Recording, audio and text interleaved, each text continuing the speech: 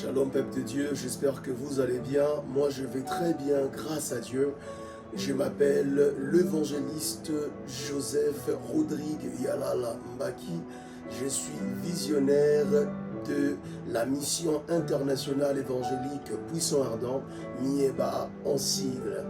Voilà, dorénavant vous allez me voir dans vos écrans, dans vos téléphones, dans vos tablettes. Vous partagez la parole du Seigneur. Avant de débuter mon message, j'aimerais d'abord vous décrire un peu la mission internationale évangélique Buisson Ardent, quelles sont nos particularités et c'est quoi le message que nous prêchons au travers de ces ministères. Dans la mission internationale évangélique Buisson Ardent, nous existons depuis un bon bout de temps. Nous avons nos sièges au Congo-Kinshasa et par la grâce de Dieu ici au Canada aussi. Et c'est un ministère évangélique de temps de la fin. C'est un ministère de miracles, un ministère de délivrance. C'est un ministère des signes apostoliques. La sainteté à l'extérieur et à l'intérieur est notre grande devise. Et le Saint-Esprit enseigne nos mains au combat et à remporter la victoire. Et nous prêchons la sainteté, comme la Bible déclare dans Hébreux 12, 14, la Bible déclare rechercher la paix avec tous et la sanctification sans lesquelles nul ne pourra voir le Seigneur. Nous sommes ici par la grâce de Dieu pour prêcher la sanctification, pour préparer le peuple de Dieu à mener une vie sanctifiée pour rencontrer le Seigneur. Le deuxième angle, nous prêchons aussi la foi. La Bible déclare, sans la foi, nul ne peut lui être agréable. Nous prêchons la foi et nous prêchons l'amour, car la Bible est résumée par l'amour, et nous prêchons aussi la délivrance. Et c'est là que nous venons exposer les œuvres de l'ennemi. Bien-aimés, vous aurez de temps en temps, par la grâce de Dieu, le temps de découvrir la mission Mieba. C'est quoi notre particularité? Et je suis en train de prier pour quelqu'un. Tu ne seras pas déçu de te connecter avec le Dieu de la mission, le Dieu de la délivrance. Bien-aimés, par la grâce de Dieu, nous avons ouvert cette chaîne, c'est pour ton édification, c'est pour ta délivrance. On va passer des moments de prière, on va passer des moments d'enseignement sur la délivrance et on passera des moments d'enseignement pour te révéler le mystère caché du royaume, le voie de Dieu qui sont le voie de la sagesse. La Bible déclare qu'ils ont fixé leur regard devant le Seigneur et ils étaient tous éclairés et ils étaient tous rayonnants de joie. Et la Bible me rappelle encore l'histoire de Marie et Marthe quand ils ont entendu parler de Jésus à Béthanie. Et la Bible déclare que Jésus est venu dans la maison de Marthe. Lorsqu'il est entré dans la maison de Marthe, Marthe était assis. Il était assis au pied du maître pendant que Marthe était agitée dans la cuisine en train de faire le travaux. Et du coup, elle a parlé à Jésus, mais Jésus, pourquoi pas Marthe, pourquoi pas Marie, pouvait-elle venir m'aider dans la cuisine? Jésus a répondu à Marthe, Marie a choisi la bonne part. Et Marthe était agitée dans la cuisine pendant que le maître était entré dans sa maison. J'aimerais dire à quelqu'un, le maître Jésus-Christ est entré dans sa maison. Donne-lui la place et écoute-le et tu verras que ta vie ne sera plus le même. Voilà, avant d'aborder mon message aujourd'hui, faites-moi vraiment cette opportunité, donnez-moi cette opportunité, bien-aimé, de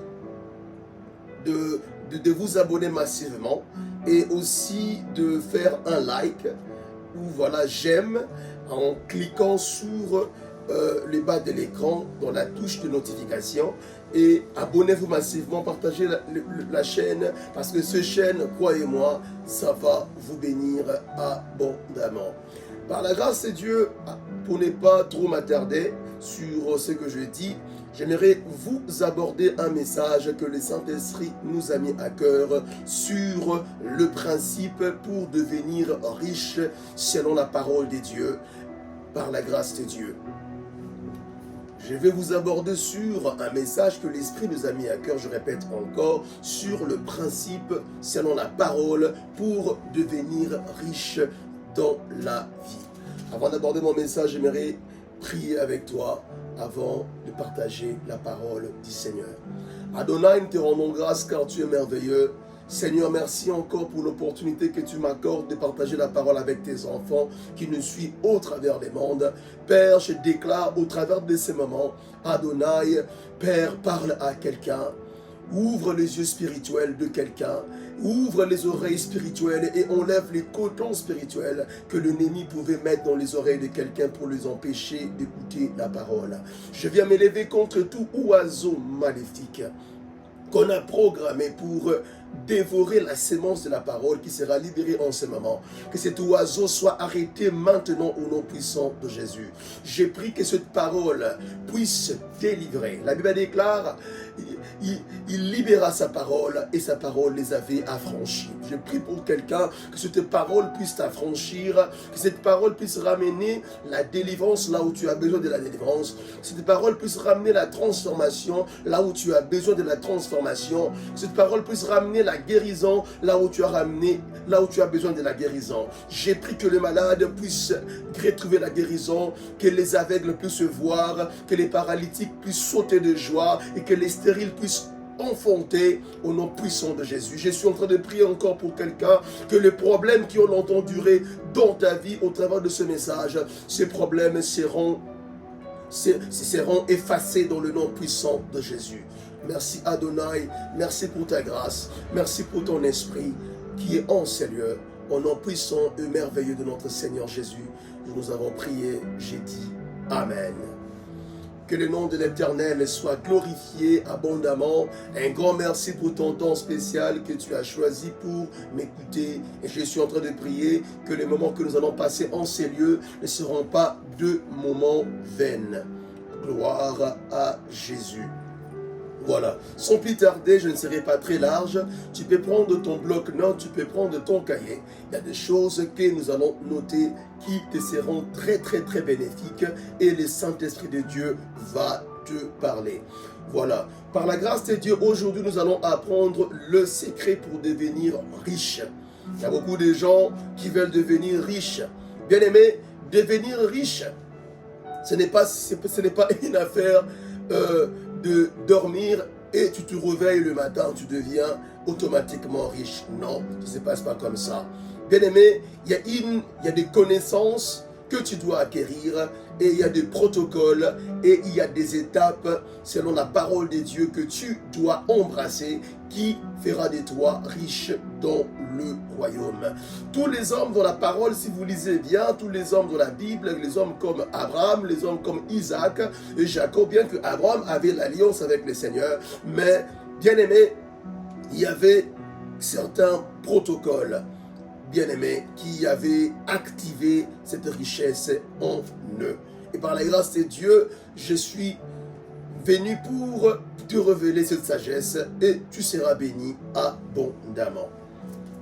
Voilà, bien-aimés.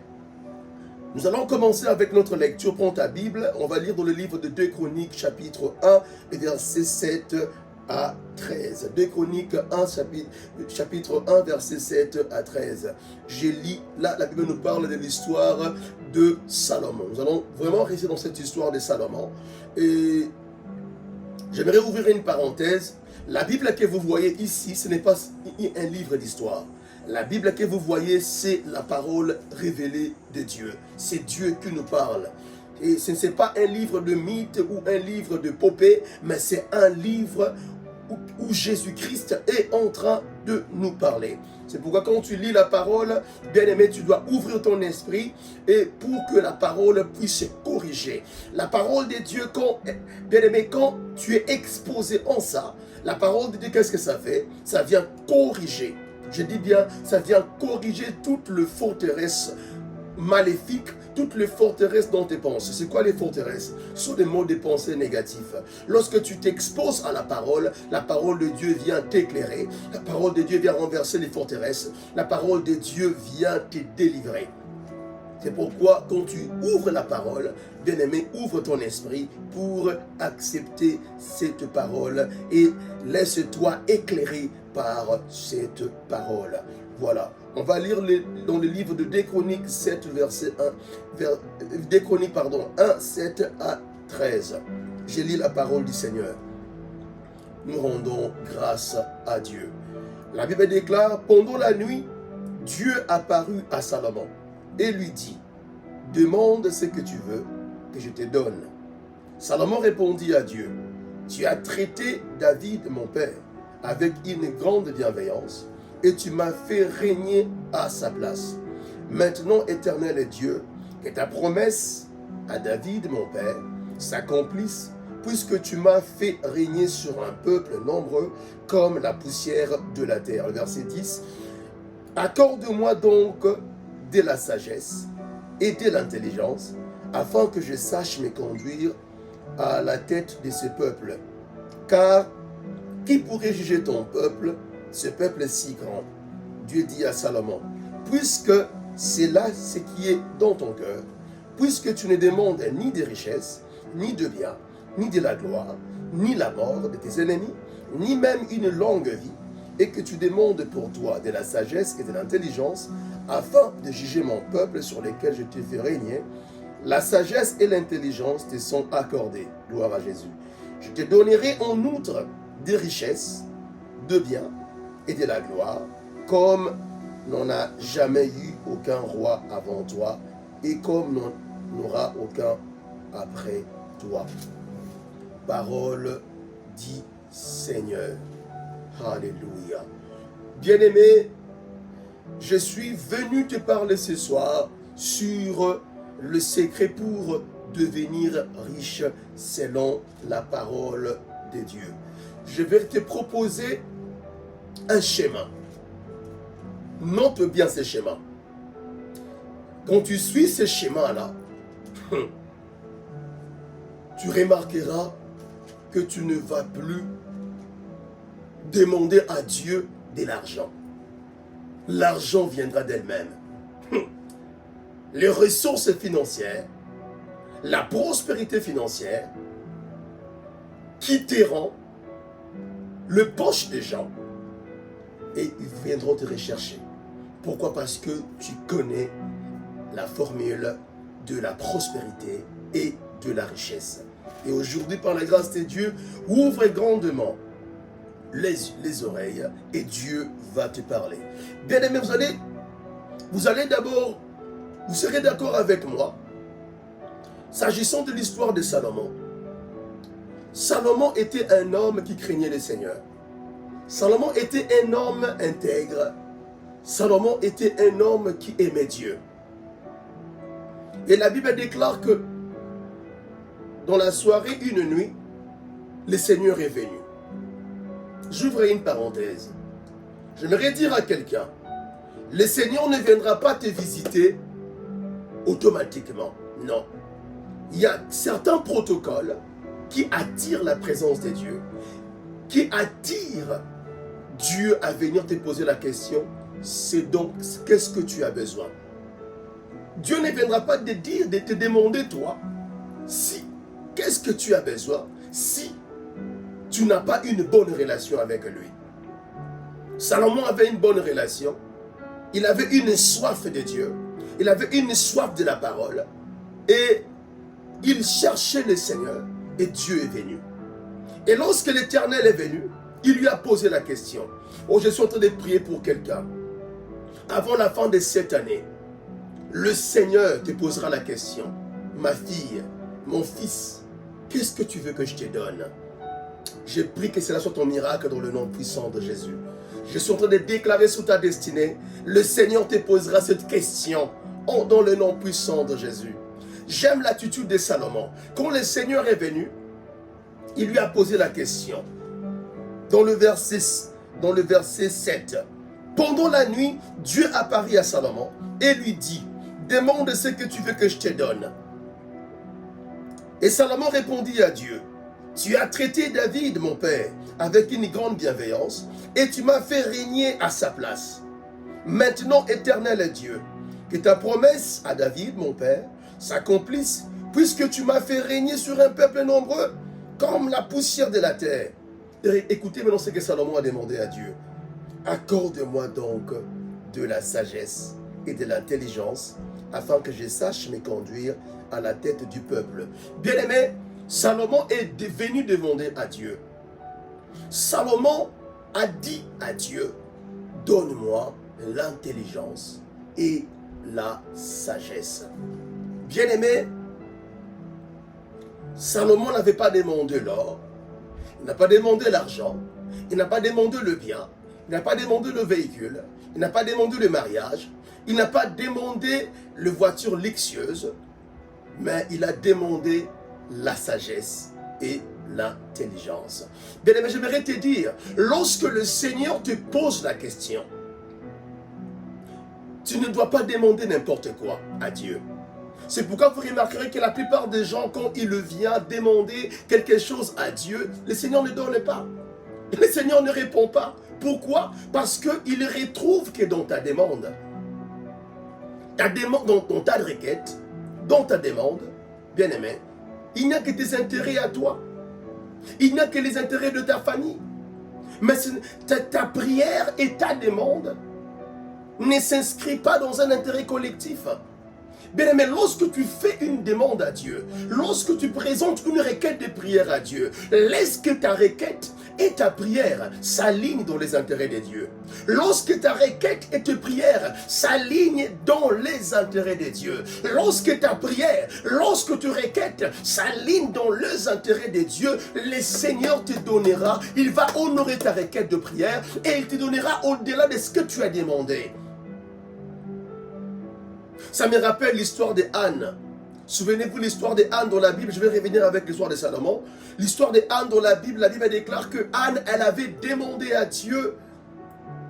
Elle était venue à Silo, pardon. Elle venait à Silo, elle priait, elle criait devant le Seigneur. Elle demandait à Dieu de lui donner un enfant mâle. Mais Dieu ne lui avait rien donné. Elle était venue après des mortifications de Pénina. C'est pas facile, bien aimé, quand tu as Pénina autour de toi, après des mortifications, après des insultes. Pénina qui l'a mortifiée tous les jours, mais elle allait dans la maison de l'Éternel, elle allait pleurer devant le Seigneur. Depuis tous ces temps, elle priait, Dieu écoutait, mais le Seigneur ne répondait pas.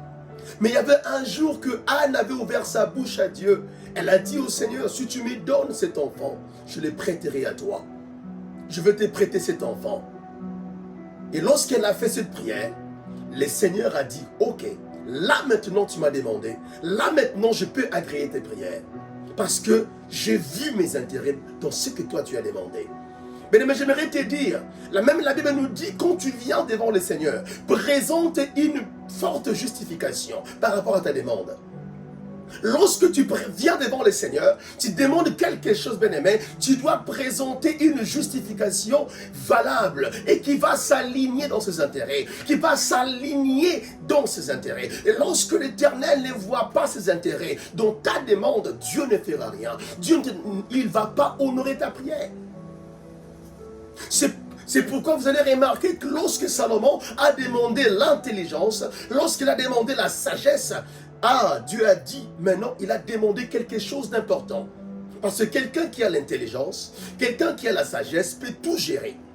Quelqu'un qui a l'intelligence, quelqu'un qui a la sagesse, il peut tout maîtriser, il peut tout contrôler. Ce n'était pas une sagesse satanique, mais c'était une sagesse divine. Il a demandé quelque chose d'essentiel. Et sur cette prière, sur sa demande, le Seigneur avait ajouté la gloire, la richesse, l'influence, la célébrité. Et les hommes sont venus. Gloire à Jésus. Bien-aimé, j'aimerais dire à quelqu'un, avant la fin de cette année, commençons par maintenant. Rassure-toi, bien-aimé, lorsque tu viens devant le Seigneur, lorsque tu recherches Dieu, tu peux aller dans les montagnes, tu peux aller dans les gènes personnels, tu peux aller chercher Dieu quelque part. Rassure-toi de préparer, bien-aimé, ta requête. Et rassure-toi, derrière ta requête, attache une justification qui est solide et qui est valable. Et qui s'aligne dans les intérêts de Dieu, qui s'aligne dans la volonté de Dieu. Et tu verras, Dieu va répondre à tes prières. La Bible déclare que vous priez mal.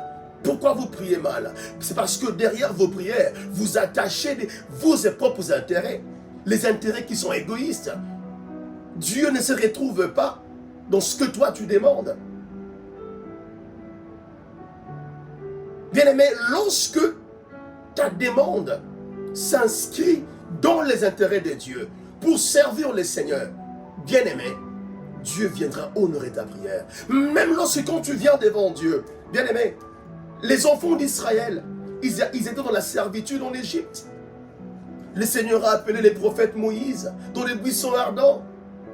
Il a appelé Moïse. Il a dit à Moïse, j'ai écouté les cris de mon peuple. Vas-y dire à Pharaon de laisser aller mon peuple afin d'aller me servir dans le désert. Si l'Éternel avait délivré les enfants d'Israël, c'est parce qu'il a entendu leurs cris. Les enfants d'Israël avaient besoin d'aller servir le Seigneur. Ils avaient besoin d'aller glorifier le Seigneur. Ils avaient la soif d'aller servir Dieu. Mais l'emprise de Pharaon les empêchait. Dieu a vu la soif dans leur cœur. L'Éternel a vu le goût d'aller le servir. C'est pourquoi il a envoyé son prophète pour aller le délivrer. Si l'Éternel n'avait pas vu la détermination auprès des enfants d'Israël d'aller servir le Seigneur, Dieu n'allait pas envoyer son serviteur Moïse pour aller le délivrer. C'est pourquoi je vous ai dit tantôt, lorsque le Seigneur voit la soif d'aller te servir, lorsque le Seigneur voit dans tes prières, bien-aimé, quand il remarque que tu veux le servir, tu recherches ta délivrance pour le servir, tu recherches la gloire pour le servir, bien-aimé, Dieu va t'accorder la gloire. Dieu va t'accorder la délivrance. Dieu va t'accorder tout ce dont tu as besoin. Il va te l'accorder. Pourquoi? Parce qu'il voit ses intérêts. Ses intérêts, c'est quoi? C'est le servir. Seigneur, donne-moi l'argent. Seigneur, bénis-moi financièrement. Mais tu viens devant Dieu te demander de l'argent, mais Dieu ne te donnera pas si tu ne présentes pas une justification qui est valable. Pourquoi Dieu va te confier sa richesse? Pourquoi Dieu va te confier la gloire? Pourquoi? C'est pour tes intérêts à toi. Laisse-moi te dire, lorsque tu viens devant le Seigneur avec des intérêts égoïstes pour tes intérêts personnels, bien aimé, Dieu ne va pas accorder ce que toi tu demandes. C'est pourquoi lorsque tu viens devant Dieu, Seigneur, donne-moi la richesse. Et quand tu me donnes cette richesse-là, mes finances serviront le royaume. Serviront pour étendre le royaume. Lorsque tu m'accordes de l'argent, je vais aider le Domini. Lorsque tu me donnes de l'argent, je vais construire ton temple.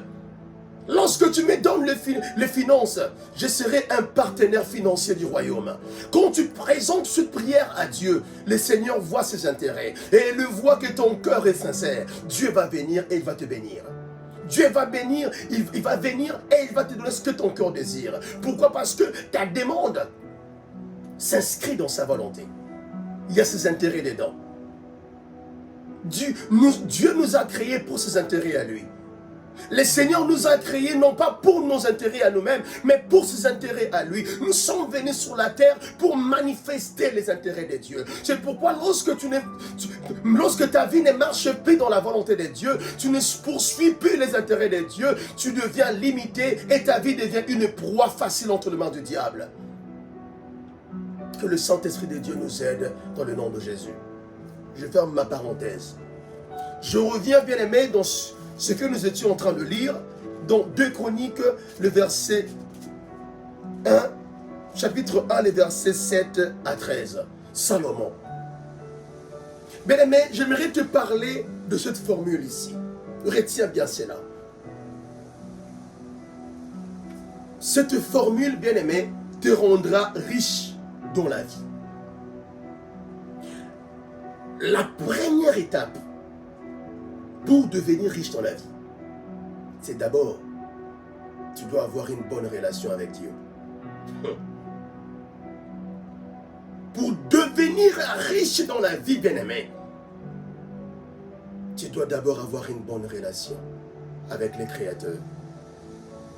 Lorsque tu as une bonne relation avec Dieu, parce que c'est lui qui bénit, c'est Dieu. C'est Dieu. La Bible déclare l'or et l'argent lui appartient. Le ciel et la terre lui appartiennent. Tout ce qui renferme la terre appartient. Lorsque tu as une bonne relation avec lui, bien-aimé, crois-moi, Dieu va t'élever. Crois-moi, Dieu va te bénir. C'était la bonne relation que Salomon avait avec le Seigneur qui avait attiré Dieu vers lui.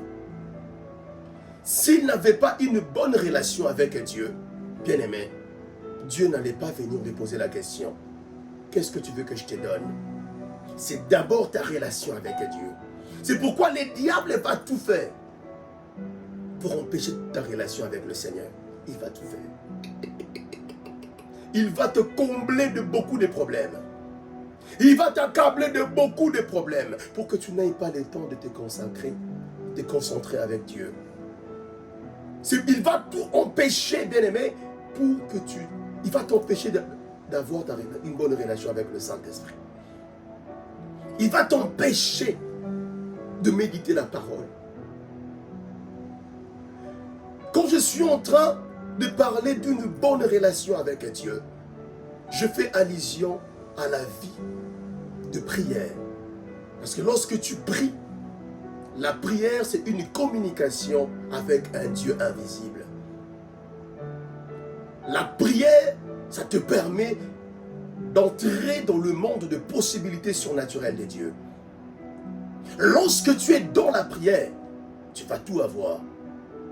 C'est la prière. Lorsque je parle d'une relation avec Dieu, je parle de la louange et de l'adoration. Mais l'ennemi va te combattre et va t'empêcher d'avoir une vie de louange et d'adoration. Lorsque je parle de la relation avec Dieu, je parle de la vie, de la méditation de la parole, la Bible. L'ennemi va t'empêcher de lire la parole. Il y a beaucoup de gens qui n'arrivent pas à lire la parole. Ils lisent la parole que quand ils sont à l'église. Lorsque le pasteur leur demande d'ouvrir la Bible, tu ne pourras jamais rien recevoir si tu ne connais pas la parole de Dieu. La parole de Dieu, il y a tout dedans. Il y a le voix de la sagesse, il y a la connaissance.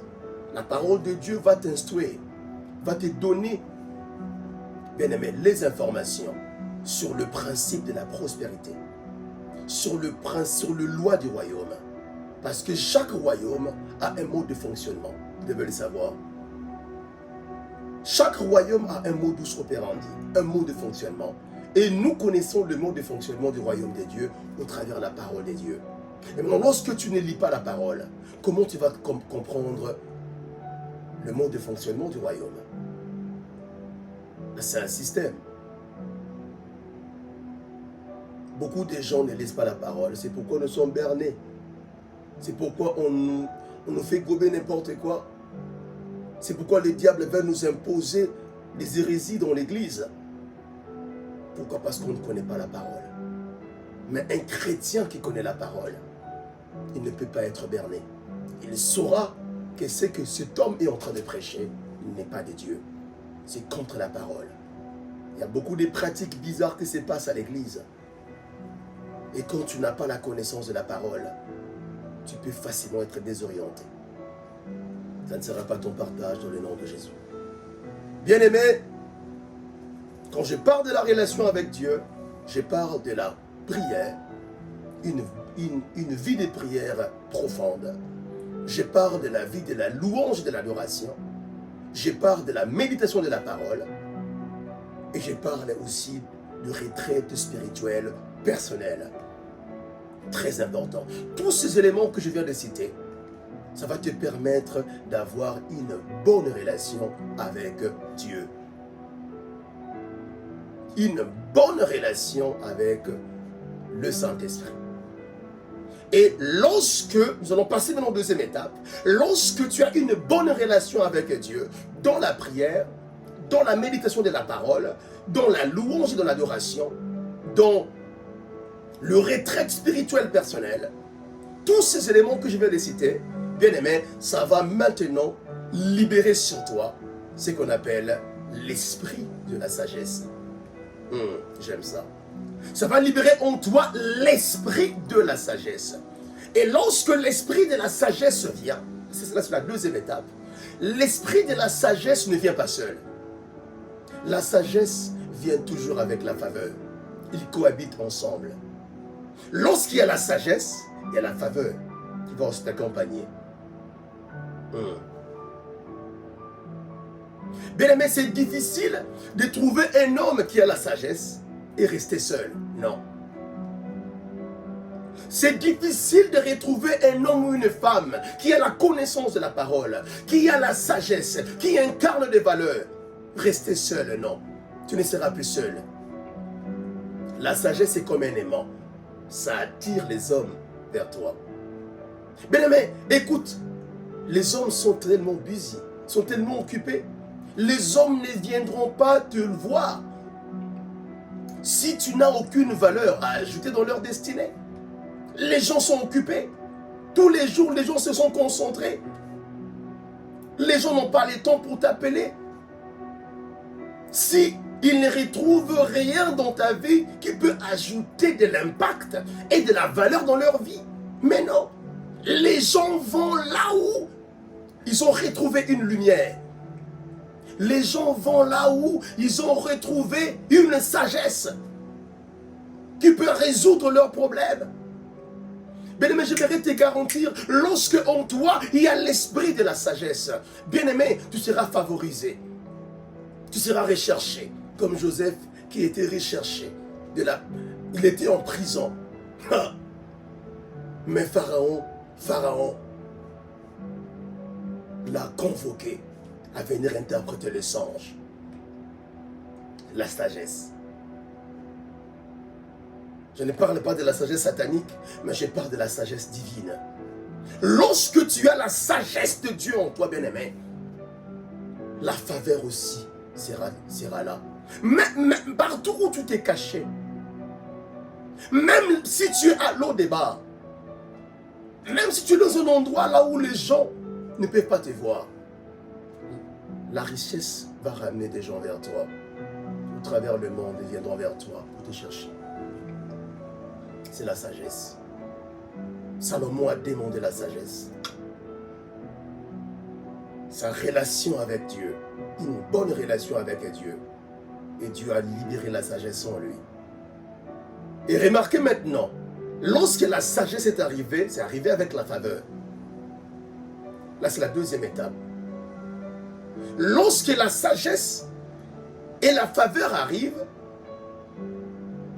le troisième étape, c'est ce que j'appelle les hommes, l'accès aux hommes. Les hommes vont venir vers toi. Les hommes ne vont pas quitter leurs occupations pour venir te voir si tu n'as rien à ajouter dans leur vie. Si tu es incapable de résoudre l'équation de leur destinée, ils ne viendront pas. Regardez l'enfant Jésus. Il est né. Les mages sont venus avec l'or, la myrrhe et l'argent. Ils sont venus pour honorer. C'est un peu ce que la sagesse fait. Lorsqu'on retrouve la sagesse en toi, quand je parle de la sagesse, je parle de la connaissance de Dieu, de la parole, la connaissance, les principes du royaume, les valeurs que tu vas incarner. Les hommes vont te rechercher. Et lorsque les hommes vont venir, les hommes ne viendront pas à main vide.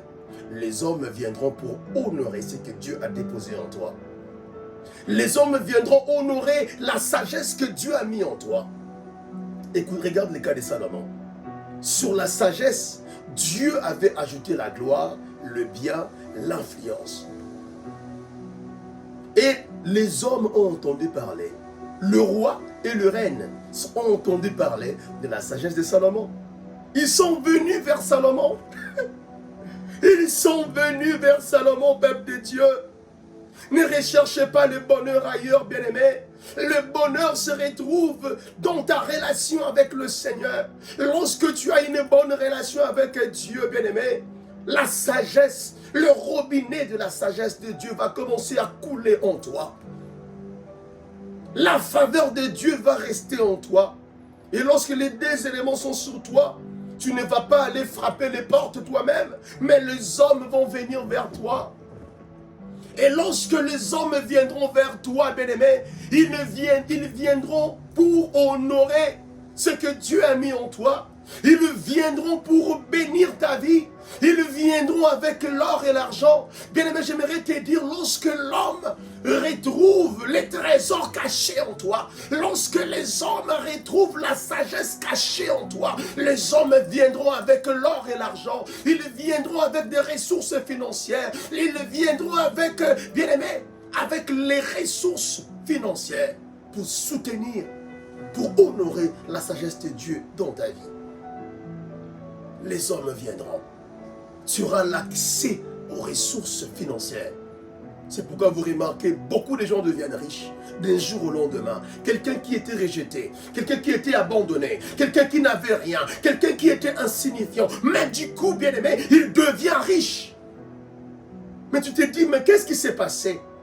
D'un jour au lendemain, il est devenu riche. Mais pourquoi il est devenu riche? C'est parce qu'il a retrouvé la sagesse de Dieu enfouie dans sa parole.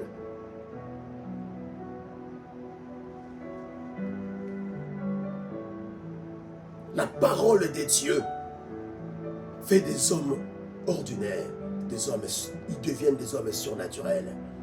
La sagesse dans la parole. Les voix de Dieu sont les voix de la sagesse. Lorsque tu retrouves cette sagesse cachée dans sa parole, bien aimé, les hommes vont venir. Regardez le cas de Jésus. La Bible déclare, j'ouvre encore une parenthèse, lorsqu'il a commencé sa mission, il s'est fait baptiser par Jean-Baptiste et le ciel était ouvert. Le Père a parlé, la colombe est descendue sur son épaule. Le Père a parlé, celui-ci est mon fils bien-aimé, écoutez-le. Et lorsque le Père est venu et l'a témoigné, bien-aimé, la Bible déclare qu'il drainait des foules. Les gens le recherchaient. Les nations le recherchaient. Les foules le recherchaient. Pourquoi? Parce que en lui, il incarnait la sagesse. Il était la parole. Sa présence, il ne passait pas inaperçu dans une ville. Partout où il passait, il impactait. La sagesse de Dieu était en lui.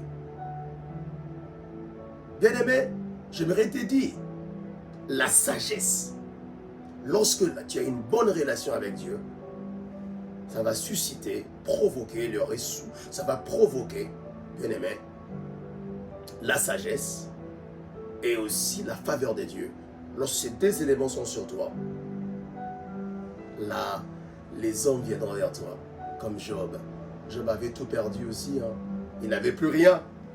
Mais lorsque Dieu l'a restauré, l'Éternel avait restauré le double de ce qu'il avait perdu. Et les hommes sont venus vers lui. Et ils sont venus pour honorer, ou les consoler. Job 42, verset 10. Ils sont venus pour l'honorer, les consoler. Mais quand les hommes viennent, je te dis, quand ils vont découvrir la sagesse en toi, bien aimé, les hommes ne viendront pas main vide. Les hommes viendront honorer ce que Dieu a mis en toi.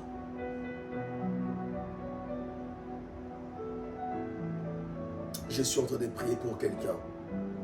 Les hommes viendront honorer ce que Dieu a mis en toi dans le nom de Jésus. Tu ne seras plus pauvre au nom puissant de Jésus. Les hommes vont venir. Et lorsque les hommes viennent, cela nous amène à la quatrième étape. Lorsque les hommes viennent, tu deviens riche. Ils vont honorer, un peu comme la reine des Saba et tous les reines qui sont venus. Le roi qui venait écouter la sagesse de Salomon, baigner dans l'océan de la sagesse de Salomon. Ils sont venus et ils sont venus honorer. Et lorsqu'ils sont venus, ils n'étaient pas main vide. Et la Bible déclare après que Salomon est devenu un homme riche, puissant, influent, bien-aimé. Et la Bible nous dit qu'il avait bâti un temple pour l'Éternel. C'est lorsque Dieu fait de toi riche, influent, c'est en ce moment-là que tu peux maintenant bâtir un temple pour Dieu, pour construire son œuvre, Parce que Dieu ne te bénira pas pour tes intérêts personnels, mais il te bénit pour que tu sois une bénédiction pour les autres. Il te bénit pour être une bénédiction aussi pour son royaume. C'est en ce moment-là que tu remarqueras que ta richesse va continuer toujours à augmenter. Il va continuer à t'élever. De l'autre côté, bien-aimé, il y a ce qu'on appelle la sagesse satanique. Les diables aussi utilisent la même technique. Lorsque tu as une bonne relation avec le diable, la bonne relation avec les diables, au travers le prière satanique, le pacte, les alliances que tu peux faire avec lui,